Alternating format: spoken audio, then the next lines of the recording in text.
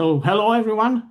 Thank you for joining us from various corners of the world. My name is Soren Kramer. I'm a professor of strategy and international business at the University of Southampton in the UK.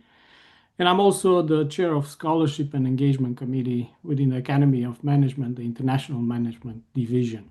So it is a pleasure to welcome you all on the behalf of the committee and the division to this webinar on geopolitics, technology, and the reshaping of global systems.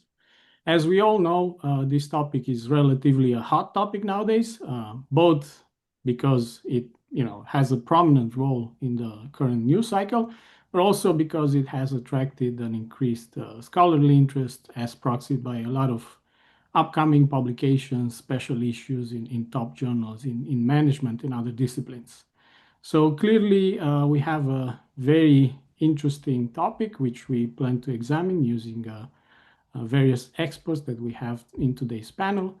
So we have geopolitical rivalry, technological innovation, also economic nationalism, and nowadays armed conflicts, all converging to reshape how nations interact, and also, more importantly, how businesses operate nowadays across borders. We have these effects manifesting themselves in various industries, from semiconductors to electrical vehicles, and nowadays also artificial intelligence.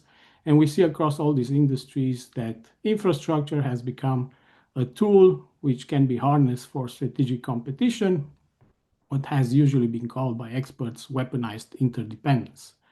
So as states leverage technology and also supply chains to constrain rivals, we also see that multinational enterprises must adapt and also try to develop new tools in order to navigate unprecedented challenges.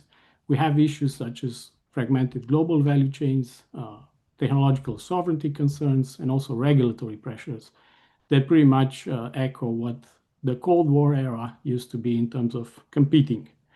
But nowadays, obviously, the landscape is quite different. So I think with the topics and the presentations that we are going to have in today's panel, we will aim to provide the latest insights and also provide you with some food for thought in terms of undertaking research in this area, which can be done in various ways. So for instance, I think with today's panel, we are going to try to answer three critical questions.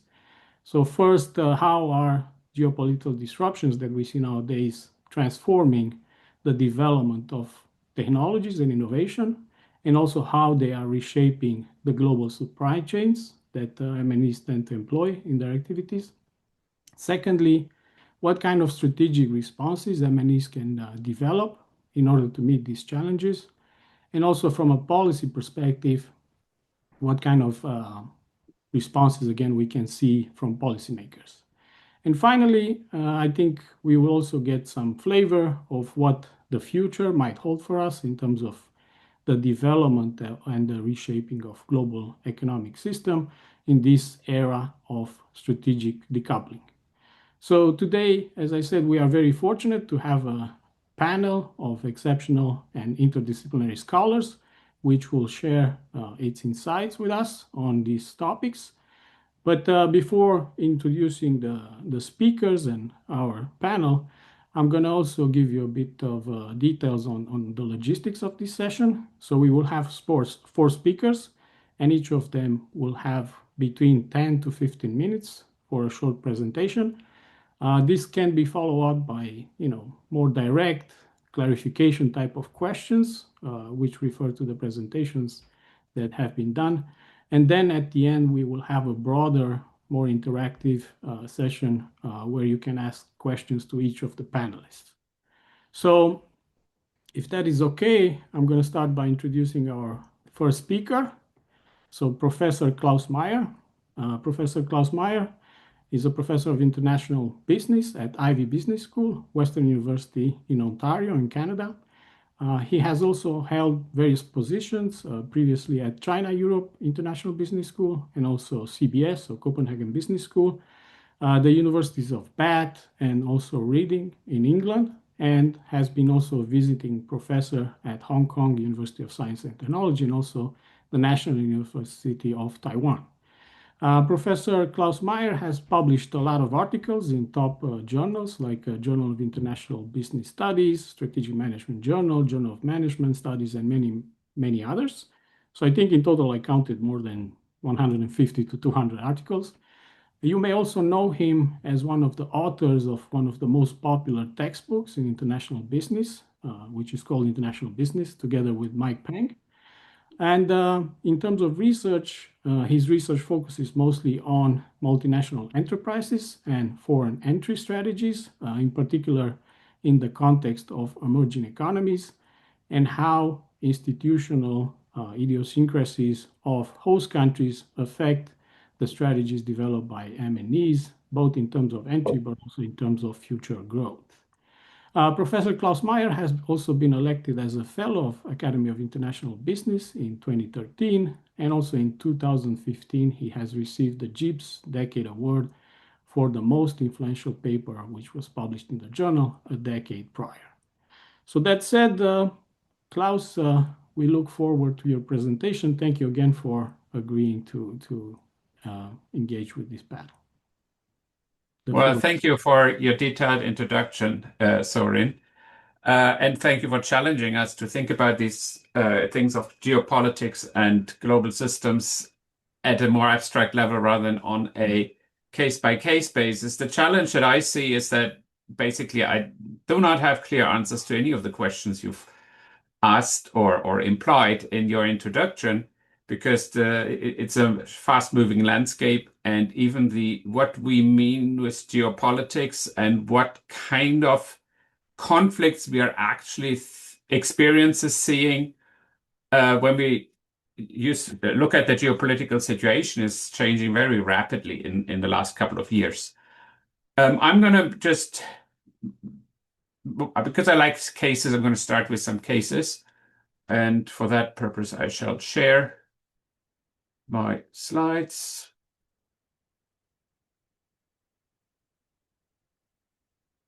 Okay. The first case I want to talk about is Carlsberg. Carlsberg used to be very successful. After the geopolitical changes of the 1990s, they took advantage of the opportunities in Eastern Europe, contributed to economic development in the former Soviet countries. Among other, they took over some companies that had strong positions in the Russian market, and at some stage, Russia became their most important market. That was a little bit reduced, but you all know what happened over the last 15 years, I'd say. They've had continuous challenges, and they have a little bit disengaged. However, in February 2022, there was a major disruption, and then Carlsberg faced enormous pressure from stakeholders back home and elsewhere in Western Europe to disengage from Russia, while staying committed to Ukraine. So the geopolitical event had a direct impact on the company. The company did eventually decide to divest from Russia, but the process of doing so has been very difficult. At some stage, it looked like they're being expropriated. But the whole challenge arose from the geopolitical disruption, okay, i.e. the Russian invasion of Ukraine, and the reaction among critical stakeholders of Carlsberg, especially in the home country, but also in other key markets, to brands that were present in Russia and were therefore perceived to be aligned or supporting, or at least not hindering, the Russian adventures in Ukraine. The second example I want to talk about, which was a very different nature, it starts out with Korea and Japan, Korea and US relationship. In 2012, they negotiated free trade agreements, which facilitated trade between the two countries. You had zero tariffs on many products. In our context now, it's especially car and components and machinery that are relevant. The Georgian government, i.e. the state of Georgia in the US, not the country, has been very active in trying to get Koreans to invest in Georgia to build cars. And we're talking about the Hyundai brand in particular, in Georgia for the American market, because Hyundai is a major player and the car industry is a major contributor to economic growth. And so Georgia, through that opportunity, they came up with some schemes offering subsidies. And then in 2022, we had an industrial policy that was the Biden presidency aimed at supporting industrial development in the US, focused on sectors that are supporting energy transition. And so electric vehicles was a critical part of that package of measures. That package of policies had implications for free trade because the subsidies were tied to products being produced in the US or another area where there's a free trade agreement.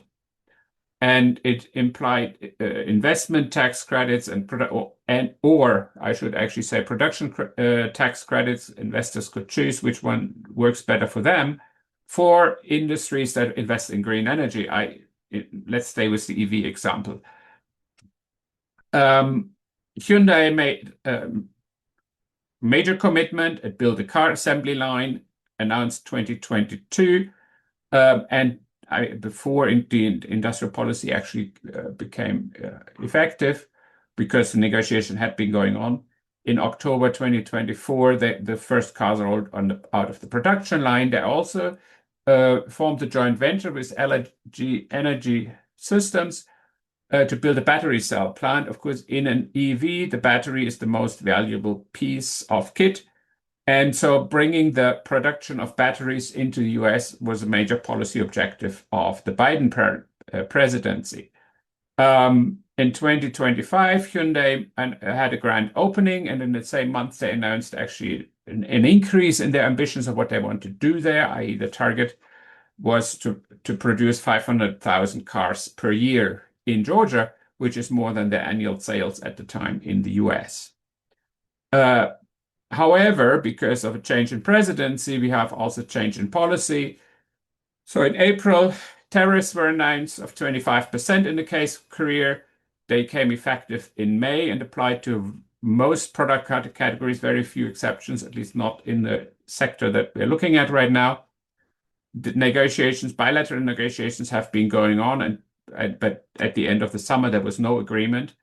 So Korean companies actually faced tariffs that were higher than their Japanese competitors, but lower than their Chinese competitors, because in many product categories, those would be the direct competitors for Korean companies.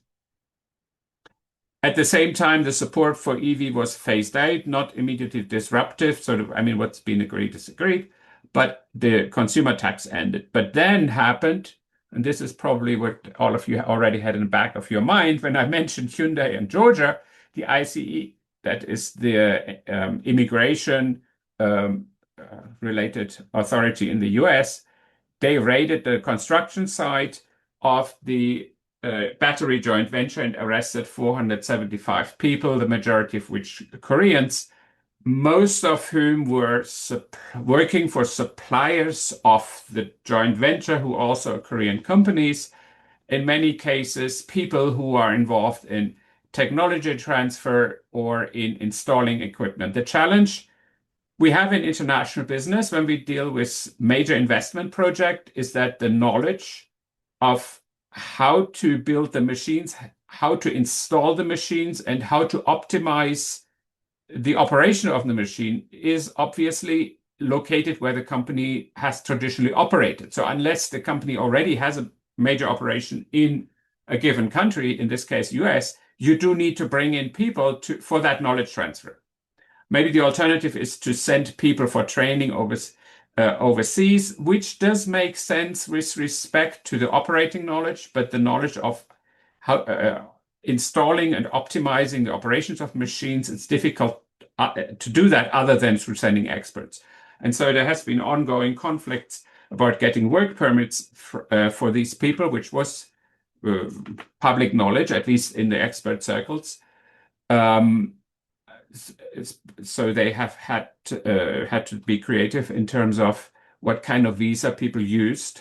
But ICE then argued that no, they don't have the right kind of paperwork. We arrest all of them. And that created a very emotional reaction in Korea. And so, talking about geopolitics, the support for the US in the Korean public opinion nosedived, and I don't think it has recovered.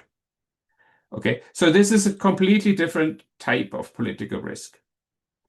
Let me talk a little bit, jump to theory. This is a paper we got published in 2022, and we got it accepted in February 2022, which is, I might have written it differently if I had another R&R after that.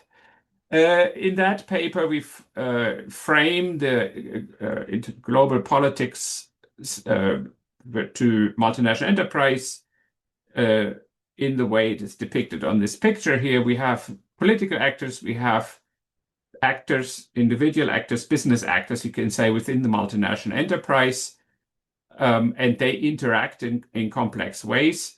Within the multinational enterprise, there is heterogeneity. I mean, I've done work on subsidiaries and stuff, so it's not a strict hierarchy. So the box here with actors in the M&E is deliberately meant to be in the middle. There are different actors in different locations, and to various degrees that may or may not be centralized. Then we have what the national politicians induce is travel barriers. The reviewers asked us to take that out because I said it's going to phase out after COVID. I don't think so, unless you have a very privileged passport. We have increasingly divergent national regulation, and the example I gave on industrial policy would be an example for that. So the EU and the US, or even Korea and US, were diverging on industrial policy on EVs, and that creates tensions and changes the framework for companies. And the third force we identified in that paper is anti-globalization populism. Populism is a major political force, even though it's a very vague term, but you have political opinions that are nationalistic, and that especially the nationalistic dimension is problematic for the multinational enterprise, but also the focus on individuals, where loyalty to particular individuals is more important than basic principles. And that is major change in how companies work. Now, if I was writing the paper today, I would probably focus on two other things. One is war, such as my first example, and then arbitrary change of institutions, of established rules, which is really what the second example that I gave you is about. So the landscape is changing as to the type of disruptions that we are seeing, okay? Even compared to the paper we published in 2022. The bigger conceptual thing is I think because politics becomes so important, we need to think more or talk more to the political scientists, or try to understand what they say. Implicitly, most of us assume that we have multiple political actors that are interested in the improvement of what their stakeholders, their people in their countries, and what their interests are, right? And there is an implicit assumption that there will be convergence towards regulations that are good for, maybe not for everyone, but for most people, voters in particular. And in that role, multinationals have a role in terms of contributing to mutual understanding and contributing to mutual prosperity for all countries. Okay. The realist worldview, which is quite popular in political science in US, and is influenced key policymakers in the US over the years. It's not new, right?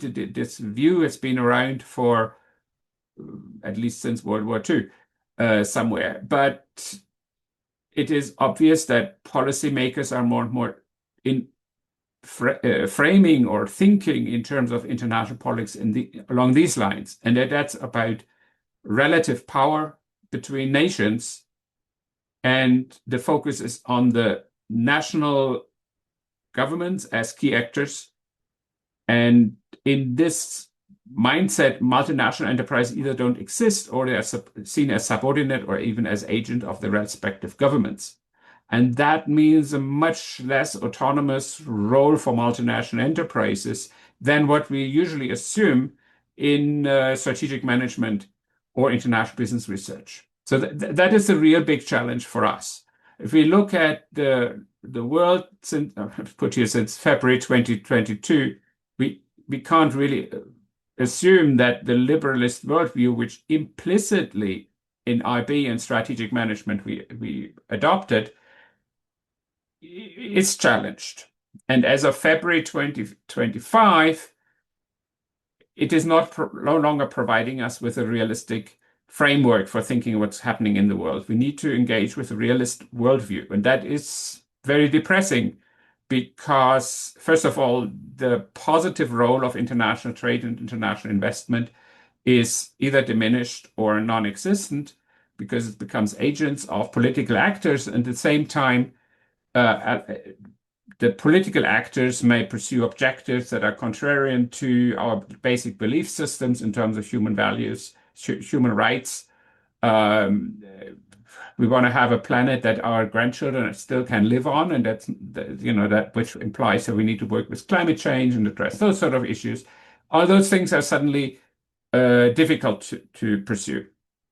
What can MNEs do when they face disruptions? This is a very basic categorization: divest, decouple, engage with political stakeholders, basically lobbying. Ignore is increasingly difficult unless you're a very small actor. In some cases, you may actually increase commitments, especially if trade barriers can trigger inward investment. Let me skip a few because I think I'm already at the end of my time limit here.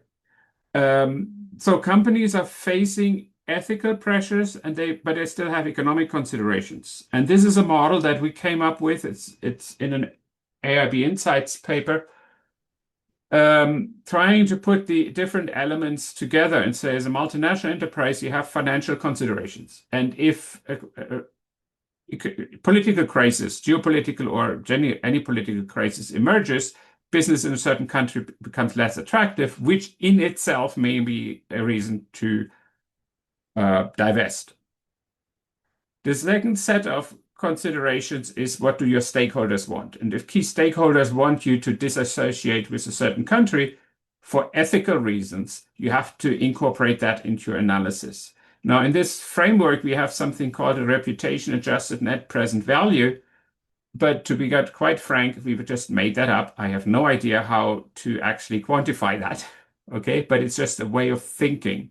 And then the third set of issues is, who would actually buy your asset? What do you do with your assets? Do you just burn them down, which means you have to write them off completely? Do you allow the assets to fall in the hands of your enemies?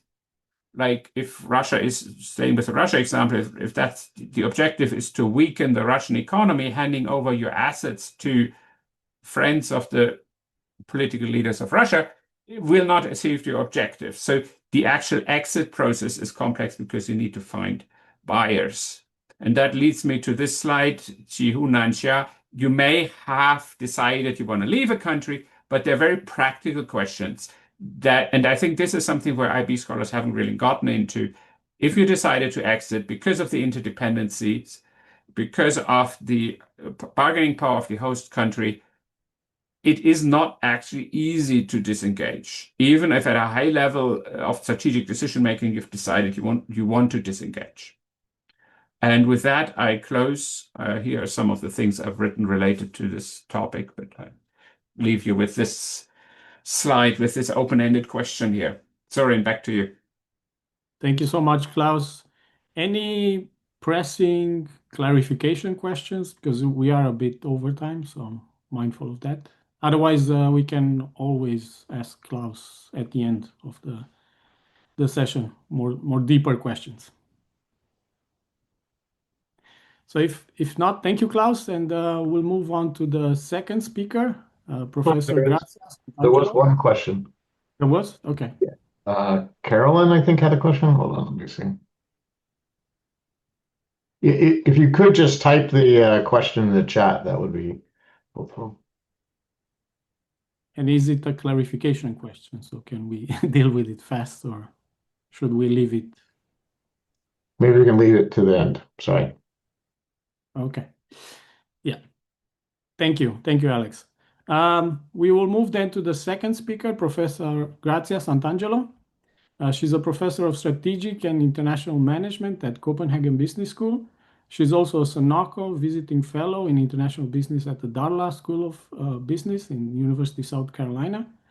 Her research has been published again in many top journals in our field, including JIBS, Journal of Economic Geography, and Org Science, among others. Specifically, she focuses on examining firm internationalization process and also the relationship between internationalization and innovation, broadly put as intangible assets of firms measured via knowledge and reputation across borders. But she also has recently developed a new stream of research that examines the context of geopolitics and how MNEs react strategically to these type of challenges, and also grand challenges that we see affecting businesses nowadays. You might know Grazia also as one of the co-editors of the Global Strategy Journal. She has also served as reviewing editor for JIBS and also Journal of International Management and Industry and Innovation. Professor Sant'Angelo is also a fellow of the Academy of International Business and also the European International Business Academy, and she has held multiple roles within the Academy of Management, the International Management Division, but also within the Strategic Management Society and the European International Business Academy. So with that, Grazia, thank you for joining the panel, and the floor is yours. We look forward to your presentation. Thank you, Soren. Thank you for having me. I'll share my screen.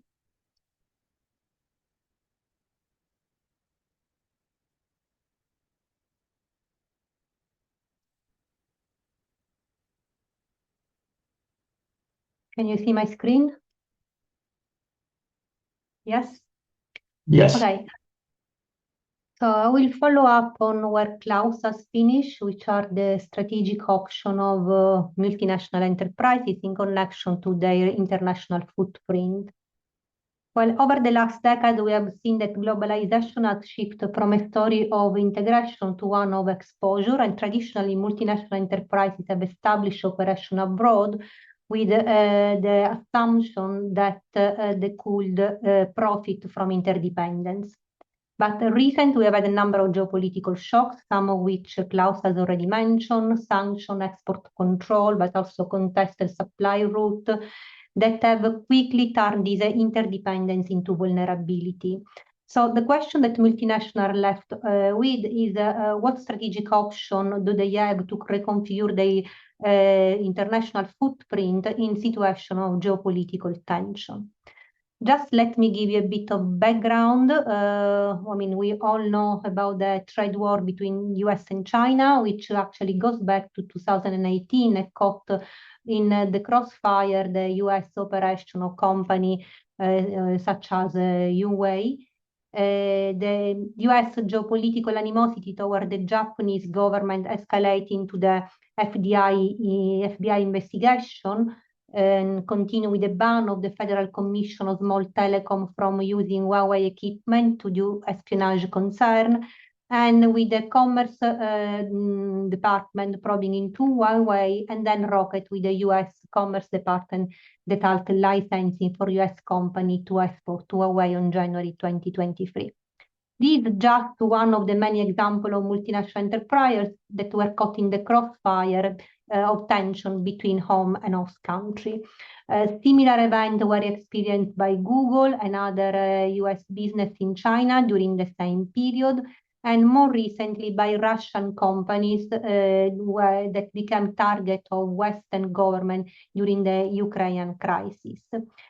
In all these cases, the unit of the foreign multinational were exposed to a legitimacy threat in geopolitically hostile country because they were perceived as an extension of their own government. This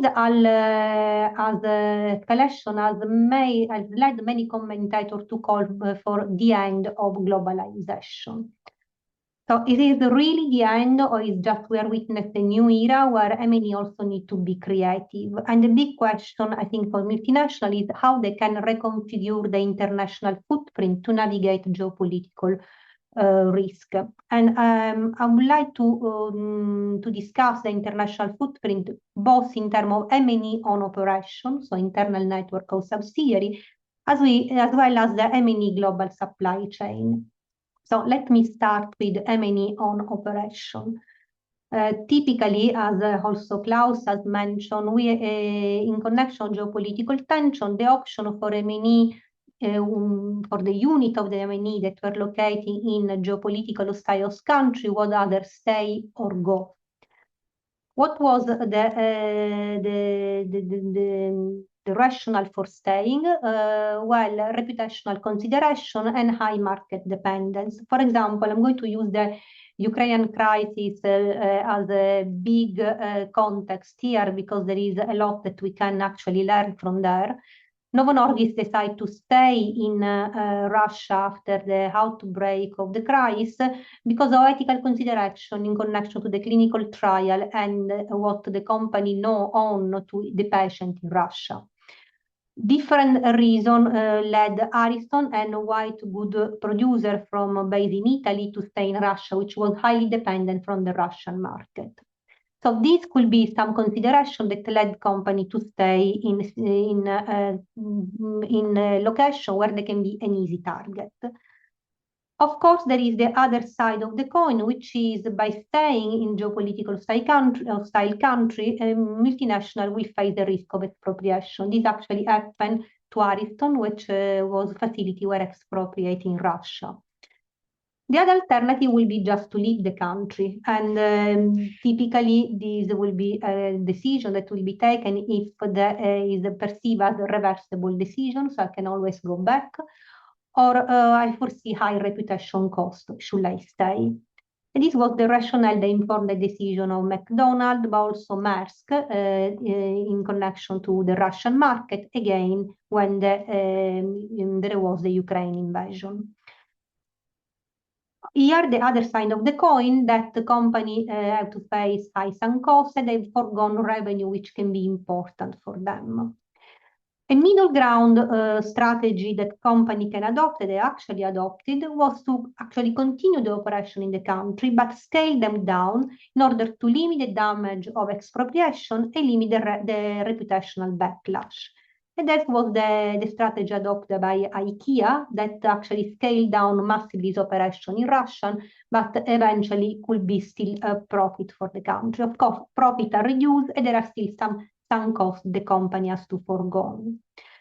But another strategy that company can adopt is something actually I've been working with some colleagues at the moment, is basically play with the organizational complexity of a multinational enterprises. That traditionally in the literature has been regarded as a kind of disadvantage that the multinational has to deal with because of coordination costs, but also because there is a lot of cross-country distances that have to be taken into consideration due to the organizational complexity of the multinational enterprises.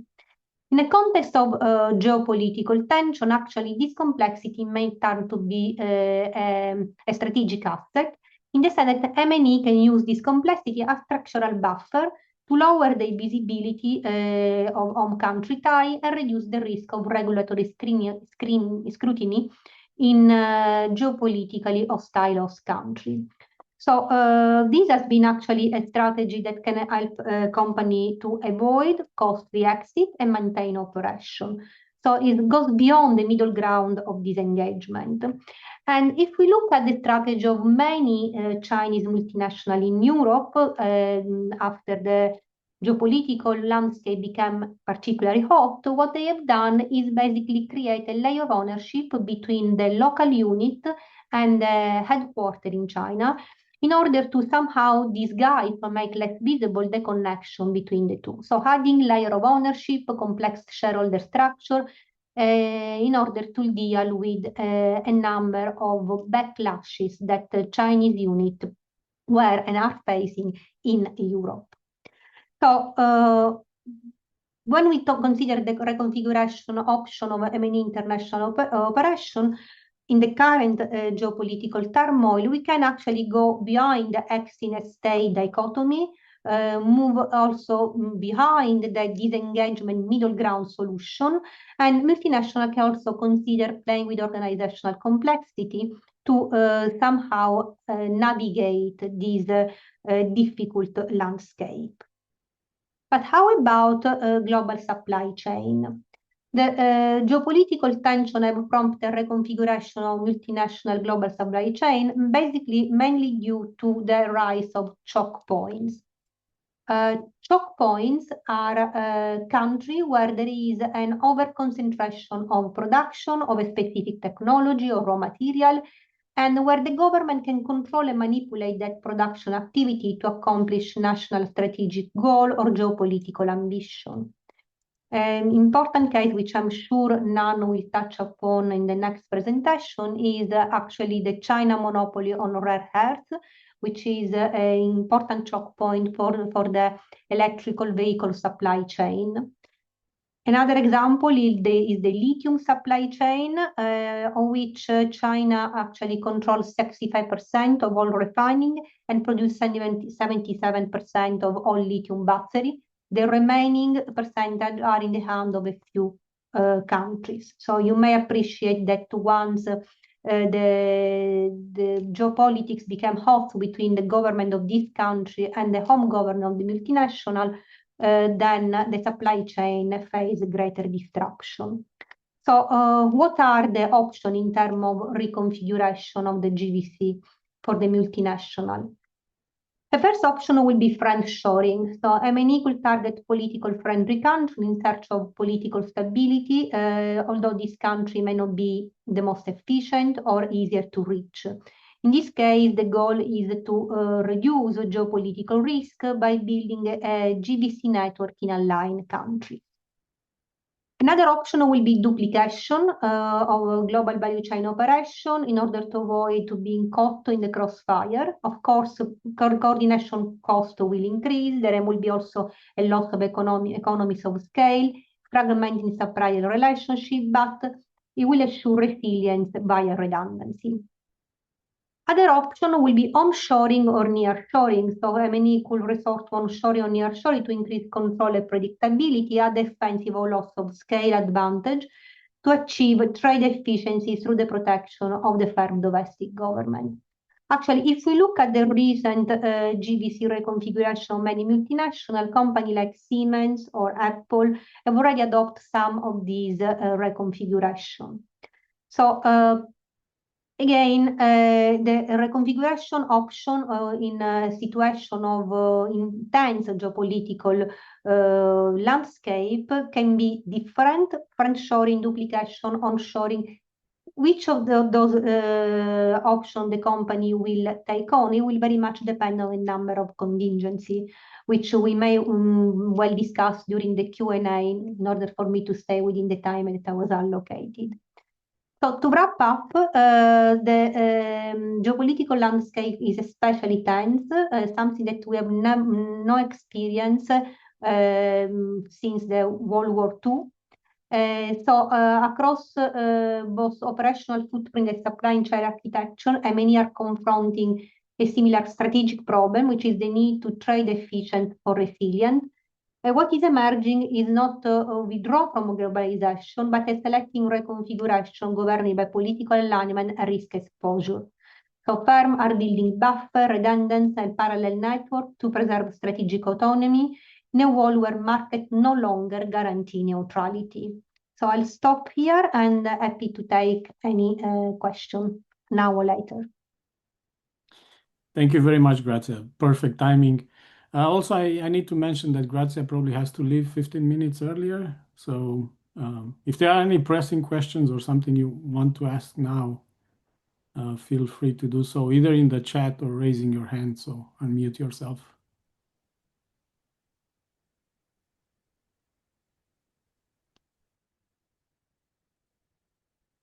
Maybe then we leave it for the Q&A. So thank you again, Grazia. We are going to move to our third speaker, Professor Nanjia. Professor Nanjia, she's a Dean Associate Professor of Business Administration at the Marshall School of Business, University of South California in LA. She has a PhD in Strategic Management from Rotman School of Management at the University of Toronto in Canada. And her research include a lot of work done on examining corporate political strategy, business-government relationship, emerging technologies in management, and also corporate governance in international business. Also lately, she has been focusing a lot on examining the strategic implication of artificial intelligence in organization and also innovation dynamics in response to regulatory pressures and also with the link towards corporate political activities. Her research has been published in leading academic journals, including Management Science, Strategic Management Journal, Organizational Science, Administrative Science Quarterly, AMJ, AMR, and also the Journal of Politics. Professor Gia is also an associate editor for Strategic Management Journal and also has various positions in other editorial boards of multiple leading academic journals in the field of strategic management and also organizational studies. So thank you so much, Nan, for accepting our invitation, and we look forward to your presentation. Thank you so much, Soren, for your kind introduction and for inviting me to a webinar. By the way, happy to report to you that I am recently promoted to full professor. Thank you. And so I really appreciate this opportunity to discuss these important issues. And thanks so much to Klaus and Gracia for laying out very fascinating frameworks for us to think about these challenges. What I would like to do is to show you some specific things that happen in one particular industry, which is EV. I have my homework of focusing on AI. AI is not an industry, it is a general purpose technology that's been used in a number of industries, and you will see it used here as well. So a lot of what I'm going to show you has implications for AI. It has components of AI, although in this project, we did not directly measure AI. We know in which component they've been used for.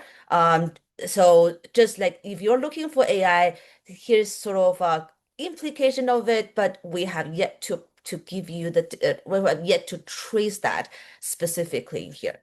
All right, so actually, Klaus and Gracia actually laid the ground for me perfectly because they were talking about this kind of geopolitical tension, U.S. and China, IRA, U.S. and EV in the battery, and I'm going to show you with some data of what at least U.S. firms are doing.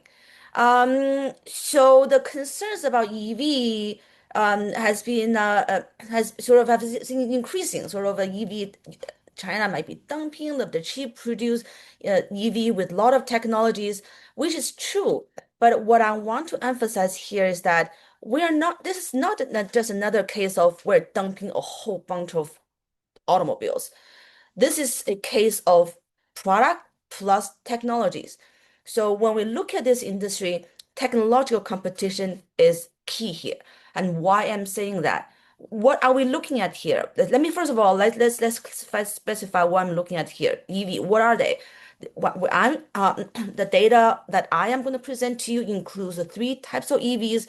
You probably recognize the one on my right hand side, that's the Tesla. But then there are other formats. Some of us might have used before. Ones you can charge and that you can feel, or the ones that you cannot really charge, but then it still uses a lot of electricity. The Prius, for example. All three are considered EV, even though they probably in a lot of consumers' mind are quite different.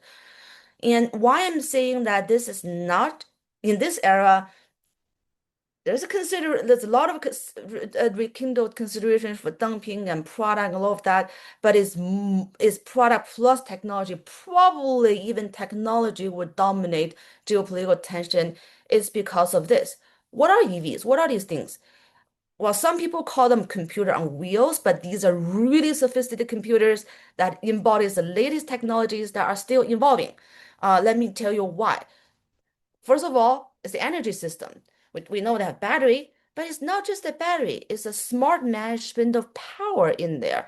So the battery is not just a place to store your energy, but it actually allocates the energies. And some of the latest technologies allows it to for the power to go back to the grids as well.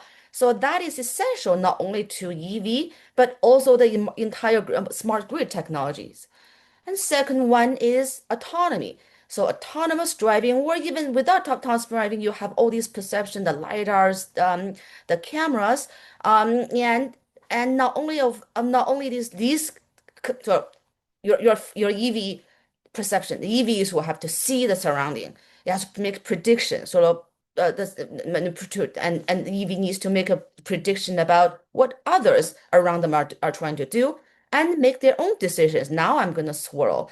And a lot of this data are fed into the fleet. My EV collects data that actually benefits other EVs as well.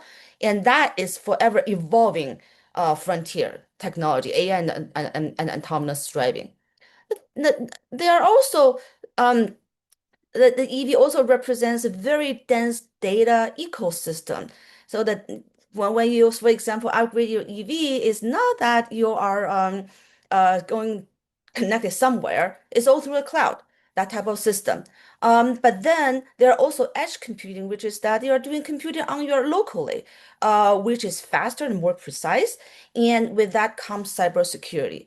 So from here, hopefully, the point I was trying to make here is that we're not just talking about two countries or not multiple countries arguing over a car, but there are so many technologies in there that can also simultaneously applied elsewhere that are considered frontier of techs. So therefore, the geopolitical tension over EV is also a battle of technology dominance, supremacy. And with that in mind, I want to say we want to understand what I'm mainly talking about today is U.S. EV industry in response to U.S. industrial policy. To understand that, we want to say, what does the industrial policy look like? But even though we're focusing on US in the EV industry, there's no understanding of the US EV policy or industry before knowing what happens with China's industrial policy. So this is probably much a timeline of China's industrial policy on EV. Starts 2009, phased out in 2022. And that's a bigger background here. And in the US, it's interesting is actually start around 2009, so we've been active for a while. 2012 is the famous case of battery failure, A123. It's a poster child of Obama's industrial policy. It failed, bankrupted. Technology was sold to a firm in China that was later, some regretted as maybe we just let it fail too early. Um, then the U.S. EV industrial policy stayed quiet for a while until until the 2018, the Trump administration, the part of a bigger trade war of the tariffs on EV. And from that point onwards, the industrial policy in EV just ramped up under Trump and then especially under Biden. So IRA was what Klaus introduced earlier. And so all these industrial policies use carrots or sticks to make sure that that core technologies, I mean, there's a production, a whole bunch of things, but then core technologies will be produced locally. And I will be focusing on this era, sort of a more recent era. So the reason I want to say like I want to show you a specific case is that we are using data that is very much fine-grained because we know for every model every year where the components come from. The data is widely used by automobiles supplied by a Japanese like platform. So what the data you're going to see next are at the model year level. We're able to tell you in this model what percentage of what components are produced foreign locally or foreign. And so I have time to show you two sets of some of them maybe not surprising, but other surprising set of results. First of all, the question is, U.S. governments wants to use carrots and sticks to make sure the EVs are produced locally, especially sourced locally, especially the core the high tech components, which I tell you that are clearly defined what they are. What did US EV makers do? Did they respond accordingly? So this graph shows the number and percentages of components in US EV makers models that are produced, that are sourced actually domestically. So it kind of, if you can see my cursor here, sorry, I'm just tracking, you can see my cursor, is that right? Okay, perfect, thank you. So it kind of trends up a little bit. Yeah, when we run a regression over different time periods, you'll see, yes, indeed, as the industrial policy ramps up over time, US EV makers are increasingly more likely to source components, no matter where they are, domestically. Okay, that's a bigger picture. They are responding. They are actually increasing domestic sourcing of the components. But it's critical to actually distinguish what components. We'll talk about I spend so much time talking about EVs. They are the same, but they are different. Because they represent high tech. Where are the high tech? There are three core components in EVs, which are battery, electrical motor, and ECUs. Others are considered non-core components. A ton of them. And this is a full list of core components. And so next I want to show you where do US EV makers source their core components, which are clearly embody these high-tech components that policymakers wants them to source domestically, as well as these non-core components. Most of them are commodities. Let me see. Let me show you here. Okay. So first of all, US as industrial policy ramps up, US EV makers indeed are increasing domestic sourcing of core components, which is not surprising or not surprising, but they are sort of responding to the policy. What surprised us is this. They also increased domestic sourcing of non-components. These are not high-tech components. These are commodities. These are not places where the US manufacturer or suppliers had advantage in. So that's something that or what we find kind of interesting, is a bit surprise to us. Like, why would you do that where the domestic sourcing of non-core components does not help you with technological supremacy and is more costly, and you're forgoing the wider, more efficient global market? Why would you do that? We have some speculations, but if you have other thoughts, also let us know.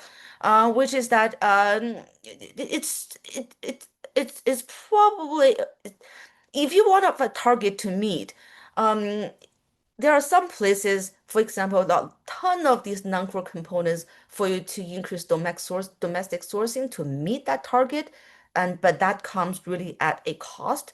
So the first set of results we find is that the policy's impact is broader than its scope. The policy targets tech, but it also affects EV makers sourcing of a lot of these non-tech commoditized components. The second thing I want to show you is that in order to increase domestic sourcing, are they dropping some foreign vendors? And what I have here is to compare the percentage of US EV makers component that came from US, from China, and from EU. And there's a rest of the world, which we don't have it here. The red line you have seen the red line in my previous slide. It's from the domestic sourcing from US. And what's interesting is this blue line really down there are the US EV makers sourcing from China. Percentage-wise, it's actually remained pretty low, and it increases a little bit, but still it's such a low level. What's interesting is this green line. This green line is US EVs makers sourcing from EU. It has been pretty dominant, like pretty significant, has been declining. Right? So looks like US EV makers, and we're talking about US-China tension, but US EV makers are dropping a lot of their EU suppliers. Let me show you that in data. When we break it down to, again, core components, these are the tech sort of places where technologies are embodied. You saw the first column is consistent with what you saw previously. As US industrial EV policies ramped up, US EV makers increased the domestic sourcing of core components, and they are dropping. But then what's surprising to us is that they are dropping sourcing of core components from EU vendors. And if you look at the non-core components were commoditized or things like that, the sourcing from China actually increased a little bit. So this is another sort of surprise to us, which is that this is not an era when, like Trump's second administration starts fighting with Europe. The goal is not for Europe and US to decouple, but US EV makers are dropping more of these EU vendors, especially EU vendors of the core components. So, and why that might be the case? Here is our speculation. A lot of that depends on where your initial sourcing is. If you want me to, so initially I'm heavily dependent on EU suppliers in the EV industry. Now you want me to increase my domestic sourcing. Most likely, I'm gonna drop a lot of my EU suppliers in order to reach that goal. So that's our interpretation of this. And we have some more results, but I'm not of time. If we want to know more about what about foreign EV makers, what did they do? I'm happy to have a chat during the Q&A session. Thank you. Thank you so much, Nan. I think in the interest of time, we are going to move to our last panelist. So I'm going to introduce our last speaker. Is Professor Abraham Newman. He's a professor of government in the Walsh School of Foreign Service and Government Department at Georgetown University. He's also the director of the Mortara Center for International Studies and a professor in the BMW Center for German and European Studies. His research focuses on ways in which economic interdependence and globalization have transformed international politics. Together with Henry Farrell, he coined the term weaponized interdependence to describe how states are increasingly using their economic networks as tools of coercion and in order to achieve their strategic goals.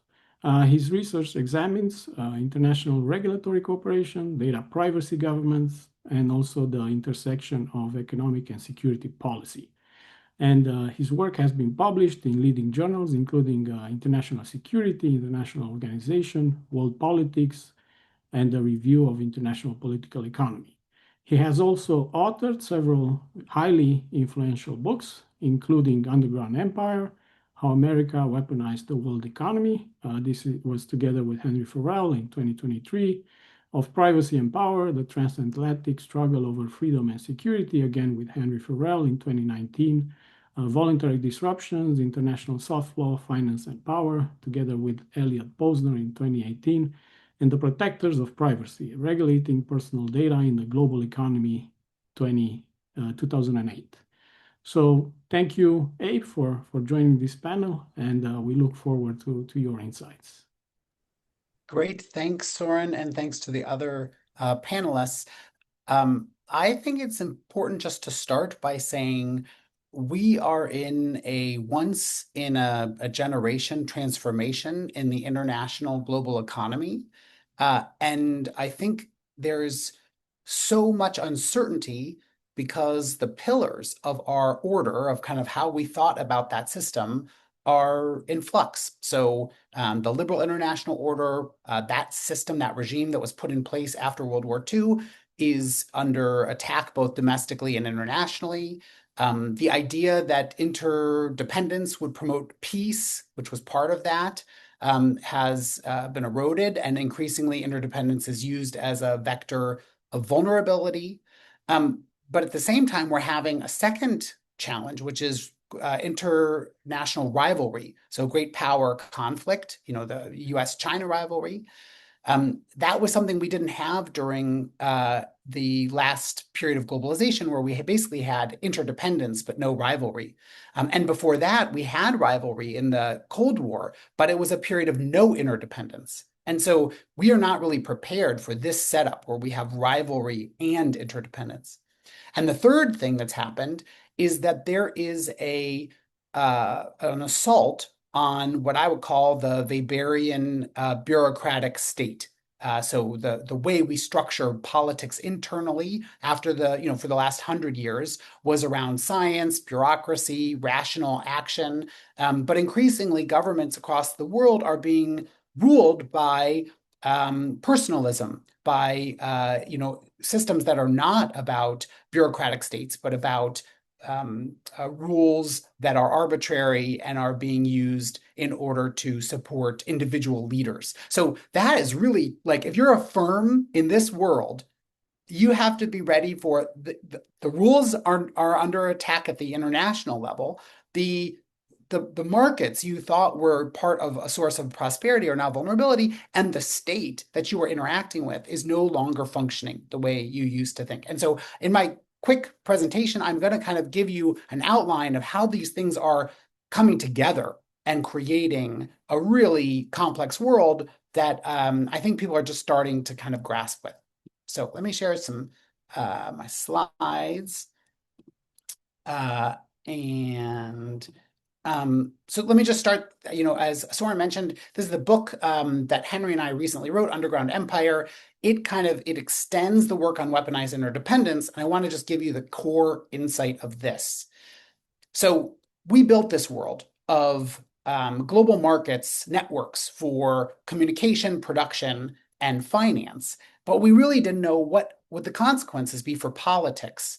And for many people, we had like a caricature, a simple story. It's somewhere still in your head, and it is, best known by Thomas Friedman. He had this idea the world is flat. He wrote that book, but he had this other piece in 1999 where he said, we're not in a world of the wall, but one of a web.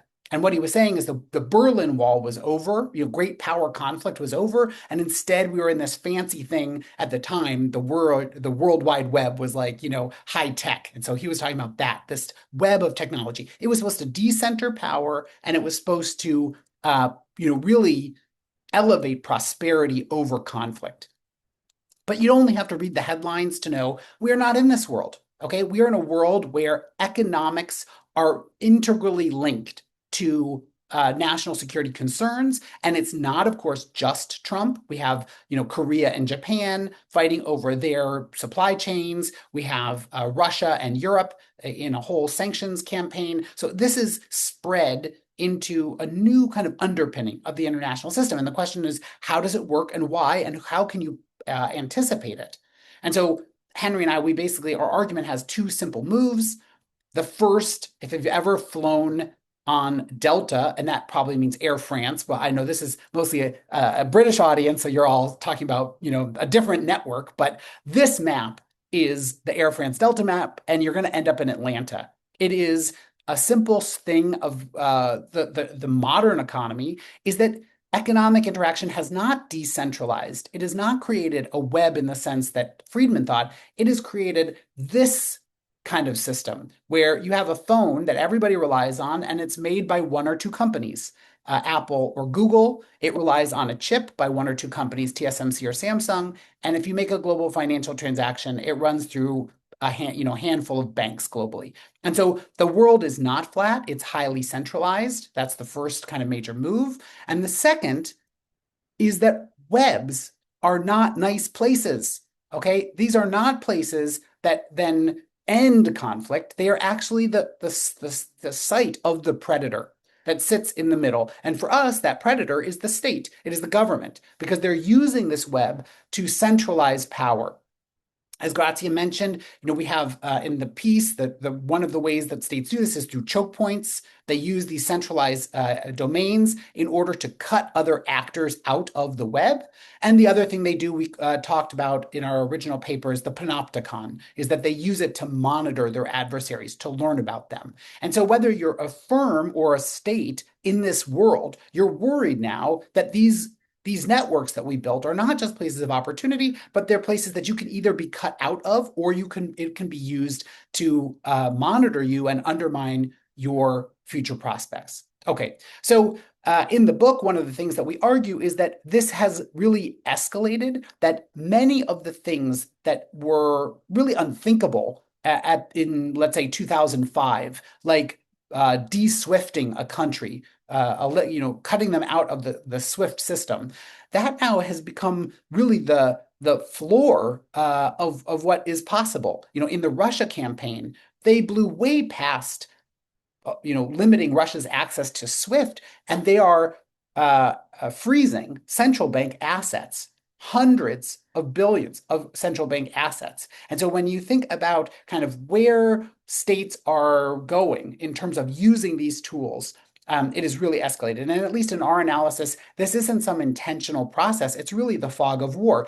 Governments are facing new uncertainties, and they are just ratcheting up what they are doing in a very, I would say, unthoughtful way that could have very negative consequences, both for citizens, but also firms. Okay, I want to now move to integrate that work, that weaponized interdependence work, with some more recent work that I am doing.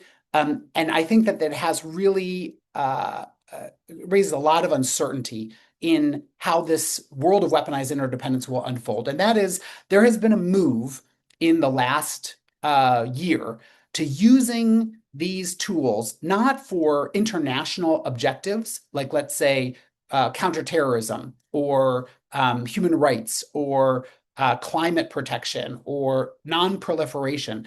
When these tools were first used, they were often used for these, what I would call kind of internationally recognized goals.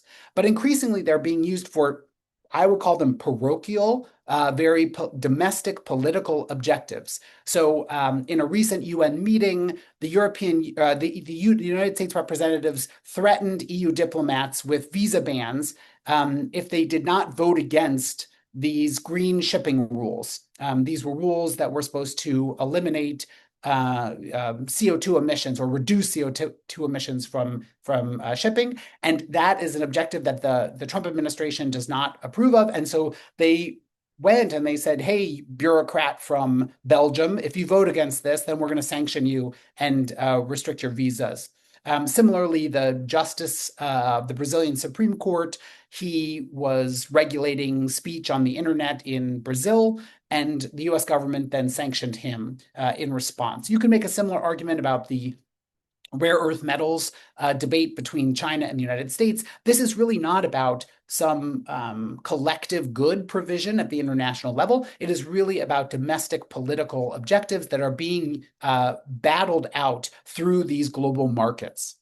And so in a recent piece with Stacey Goddard, we talk about a kind of an emerging order that we think is potentially coming about, which we call neo-royalism. And it's a piece that just came out this month in International Organization. And the core idea is that what is driving the international system is not states and state interests. That's kind of what we thought about in the liberal international order. It's also when people talk about the Westphalian order, it's also this state-based order. But instead, what we are seeing is a system driven by cliques, by a small group of hyper elites that are pressing their interests. And the goal is not equilibrium. It is not to create a kind of a new steady state. Instead, it's about hierarchy and material and social extraction. So this is kind of high level theory, but I want to bring it down to a case that is very pertinent to our current conversation, which is how AI is developing in the international system. Because I think you'll see, once markets can be weapons, and if the driver of those weapons are clique interests and not state interests, you can get very unexpected outcomes for how markets might be regulated globally. And so I just want to talk about the kind of the chip kind of containment conversation, because I think we might be misunderstanding what's happening right now. A lot of the frame has been around great power competition, US, China, but I think you're starting to see something very different. So for many years, that was the frame, great power competition. We already heard about the export controls around Huawei. Similarly, the Biden administration, they imposed something they called the diffusion rule, which was to limit chip export to a set of countries they called, high risk countries, tier 3. It's the pink countries in this image. But also to limit the export of chips to tier 2 countries, which were the yellow ones, which were, kind of not fully reliable countries. The goal was a very standard great power competition goal, which was to prevent adversaries from getting these chips. But in this spring, you saw a radical departure from this perspective. There was a deal between the US and the UAE to export hundreds of thousands of NVIDIA chips to the UAE. And it's very puzzling. Why would the US do this? What is the basis for this type of policy move? Because it overturns the basic idea behind the diffusion rule. And also, I mean, you don't need the chips if you can get access to the data centers. So for China, if they can't, buy NVIDIA chips, if they can have access to UAE data centers, they can circumvent the restrictions. So, some might say, well, this is America first, somehow this is about US companies, but in many ways it's outsourcing the key technologies to what the Biden administration had declared was an unreliable partner in the UAE. You might think, okay, is this somehow about China containment? But I think here again, it's very puzzling because the company G42, which is the company in the UAE that is the partner, it has been under investigation for its ties to the CCP and to China. And even after the deal was struck, you had multiple officials warning that there would be no way to prevent China from having access to these data centers in the UAE, and that we should be very worried about the national security concerns of this deal. So why is it? And this is where I think the neo-royalism perspectives helps us understand that it's not about national interests, that there's another set of actors, and the order that is being created supports them. And so here there was a New York Times expose that was very interesting about the relationship between the leadership of the UAE and particular the Sheikh Tahnoun, who is the national security advisor and also the head of G42, his relationship with Steve Witkoff and David Sachs, who are two of the key negotiators of the Trump administration. And they lay out this kind of financial deal where billions of dollars are deposited in World Liberty Financial, which is the financial crypto company tied to the Witkoff family, and that at the same time, or a few weeks later, this deal is settled. So I think it's at least plausible we should be thinking about what is driving the transformation of technology. It's not simply great power conflict, but it is also these clique interests. There was just an expose yesterday about David Sachs and making similar claims. You could repeat everything I've just said on the Russia-Ukraine negotiations. There was a New York Times expose 2 days ago about, or sorry, Wall Street Journal expose about Steve Witkoff and his relationship with Ukrainian and Russian oligarchs who are interested in a peace deal and the kind of economic incentives behind that. All of this is to say is that as these tools of weaponized interdependence get mixed up with these clique-based interests, you can really see the risks of a spiral of escalation because actors are uncertain of how are these tools being used and what how can they anticipate and prevent some kind of downside risk. And Nick Mulder, he has a historical he maps this in the run up to World War II. And I think it's the same kind of thing. We don't know what to expect and how to prevent these downside risks. So that's kind of a final project I just want to quickly flag, which is we urgently need a set of what I would call rules of the road, a kind of a roadmap of when can these types of economic coercion be used, when shouldn't they be used. And I have a recent piece with Elena Chaco in the Journal of International Economic Law, where we try to think this through. Well, what would a framework for economic coercion look like? Because firms, citizens, other countries, they can only criticize China or the United States when they have a language to do that. When nuclear weapons were put on the table, there was no language of, mutually assured destruction or these types of ideas. Actors like us, we had to come up with that language in order to say, these types of actions could spiral out of control and these are potentially legitimate. So I think I've also kind of run out of time, but I just want to summarize by saying, the economic networks that we generated, they are increasingly being used by states for coercion. We urgently need a language in order to understand how to contain the downside risks of this. And I do want to stress that I think we need to think about as the old order decays, we can't just stay in the mindset that it's there. We have to think about what are the actors trying to create. And I think neo-royalism offers one potential future that we need to be able to name in order to prevent its really worst possible outcomes. And with that, I will stop sharing my screen. Thank you very much, Abe. Sorry, I need to leave as I mentioned, but before that, I would like to just distribute an information. We have an Academy of Managing Perspective call for special issue paper on managing under political turbulence, and I'm posting the link on the chat if people are interested. I'm sorry I have to leave, but it was great to hear all these very informative talk by other speakers, and I hope there will be a chance with the audience to meet at conference or other webinar to discuss further. Thank you for hosting me. Thank you for coming. Yeah, thank you. So I think now we can open the floor for more questions. I think there were a few questions in the chat. Some of them were already answered. Maybe one for Klaus, which I think was raised by Igor, and I don't think it has been answered. So with respect to your presentation, would you advocate more political engagement with host countries from the side of the MNEs? And then, I think, I mean, I'm hesitant to answer that question because there's no simple answer.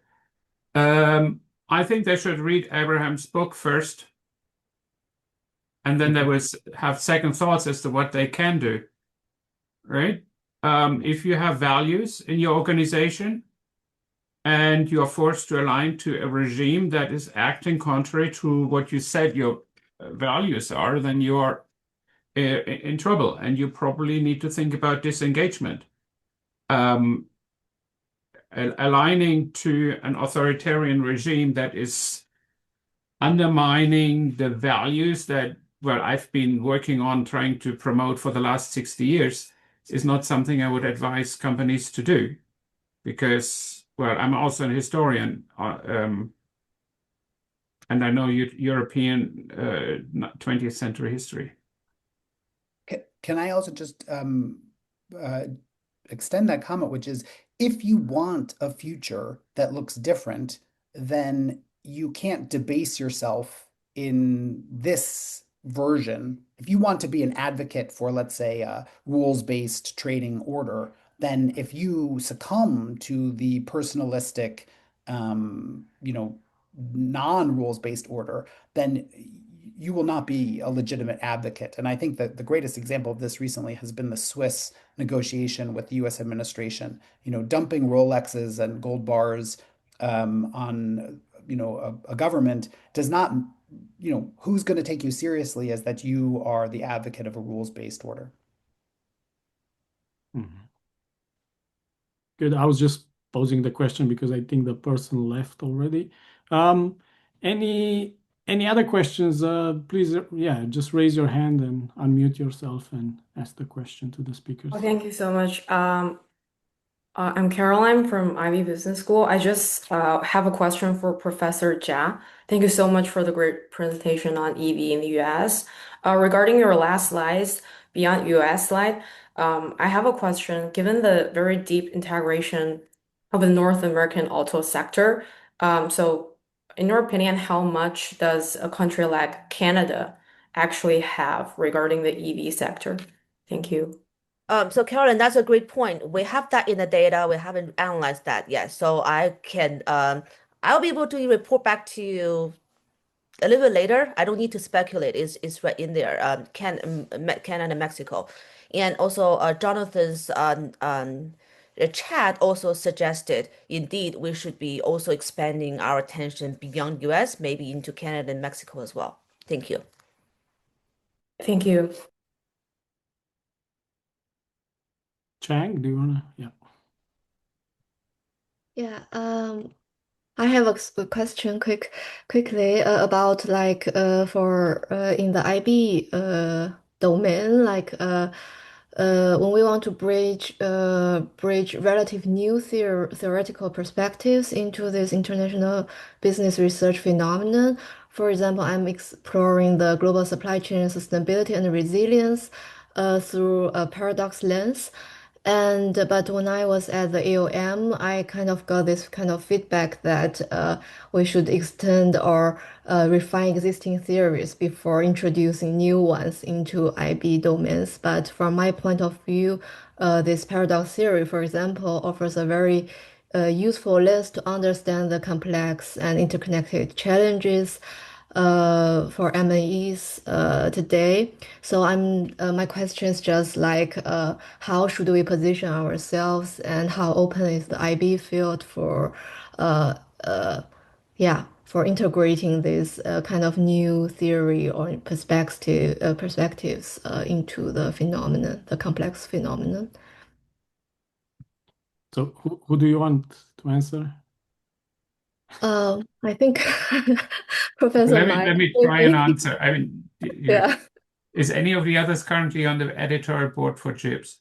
I think the answer is it depends on the reviewers you end up getting. I know there are reviewers who are sort of very determined to emphasize the power of existing theories. But if you ask the same questions we've asked before, maybe existing theories help you explaining a lot of things. But the questions we're asking right now are different questions, right? And the most of economic and business theory or international business theory assumes what political science would, according to the terminology I introduced in my presentation, like a liberalist view rather than a realist view. And the realist view is sort of, I mean, one step towards Abraham is pushing it even further in a particular direction. Maybe we need to engage with an even more extreme version of that, right? But if we want to address new questions, the old theories will not allow us to do that, right? It's always a little bit risky to go very far from existing what reviewers are familiar with, but then again, you end up writing something very boring, and that is pretty challenging. But I do encourage you to take some risks because otherwise our field gets stuck, which I think it might be. Thank you very much. Is Thank you. anyone else in the room on the current editorial board of JIPS? Because I was on the previous board. I don't know the editorial views on this. Yeah, I would probably think that they would welcome theory, but again, it's a game of chance, right? So it depends on the reviewers, pretty much. So. And the editor, actually, the editor is more important because the editor selects the reviewers. Yeah. And also the editor, if you have an experienced editor, they will be able to overrule reviewers that are inappropriate or whatever. And if you have an inexperienced editor, which can happen especially in second-tier journals, they are more likely to just follow what the reviewers say, and then it's maybe even more risky, right? If you have a senior editor who has a lot of experience and is willing to take some risks, that actually works in your favor. It's actually more the editor than the reviewers in this. But if the reviewers unanimously say this is crap, then editors usually follow that. Yeah. Yeah, I think Jonathan just chimed in, so I think we're good with JIPS. Jonathan is a good Yeah, question to talk. Is Jonathan still there? Yeah, he just typed in the chat the answer, so they are welcome Okay. theories Okay. from social sciences. So it's Jonathan, you have, as a current editor, yes, you should answer this question, not me. I'm not. Yeah. Jonathan, I answered in the chat. Okay. Yeah. Hi, John. Yeah, I answered in the chat briefly. So I personally am very supportive of the importation of theories from allied social sciences, especially political science and other social sciences. And I would also add that paradox theory is fairly well established in the management disciplines. So I don't think it's a kind of a kooky alien force. But Klaus's point is well taken that, we try to draw reviewers that we think will be open-minded and supportive, but that's no guarantee. Thank you very much. Thank you. Any other questions to our speakers?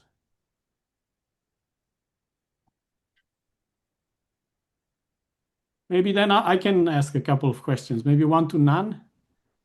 Because yeah, it's a very nice presentation, but I was expecting also maybe to talk about the Chinese producers of EVs, right? Because they are the biggest in the world, so they are the market leaders. Yeah. So I'm wondering what kind of strategies they adopt and how is it compared with the American ones? Yeah, it's I mean, okay. So maybe this slide would be helping because that's the data. It's predominant domestic sourcing all the time. It's in the middle. If you look at middle one, Chinese EV makers domestic sourcing means sourcing from China. On average throughout years is 83%, and it remained that high. And same thing for EU. The right-hand side are EU EV makers domestic sourcing. It remains around 71% throughout the years. US is actually pretty low. So in terms of general pattern, that has been the case. Mm-hmm. And I guess the batteries are still coming from China, even in the EU, right? Uh, no, not necessarily. So sort of, if you look at these proportions, where am I can actually for example, let me see if I have these data here. No, actually, the answer is no. I was trying to find the results to show you. But core components, I actually have the when you break down. Okay, maybe when you break down batteries, ECUs, and motors, um, is not predominantly produced by China. And US sourcing of these core components are increasing domestically, so does EU. Okay. I'm trying to find that, but there are actually way more vendors out there. Sure. Yeah. Good. Maybe a question for Abe. Can you hear me, Abe? I don't see you. Yeah, okay.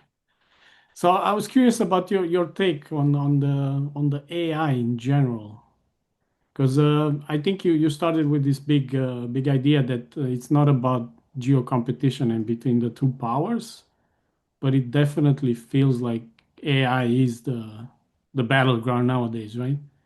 Between China and the US. So I was curious about your take on this question. Well, I think it's much more complicated than I think there were a set of actors that I would call the China Hawk actors that were pushing a rivalry scenario, and I think that was led by like Eric Schmidt, and there were a set of people both in the Trump one White House, but also the Biden White House that were definitely pushing forward in that. But the NVIDIA strategy and the David Sachs strategy is not about rivalry.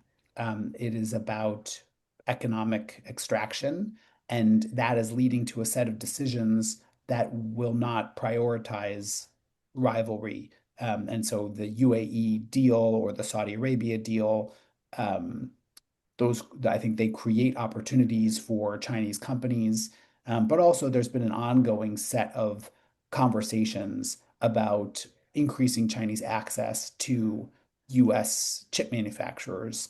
I think China is likely to, I have a different paper that just came out in the International Studies Quarterly, where we look at kind of the way Chinese officials and newspapers discuss research, and they're moving towards a more self-reliance perspective.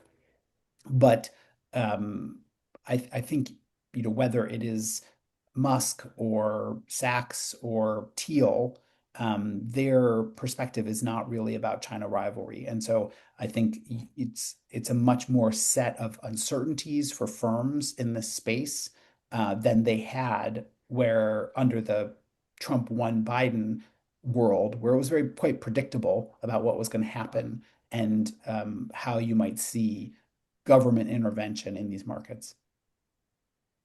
Okay, thank you. I've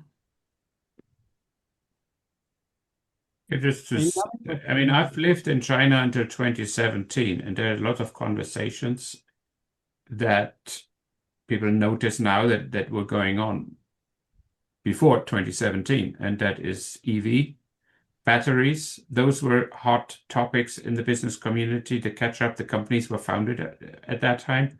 There were huge investments in those sectors.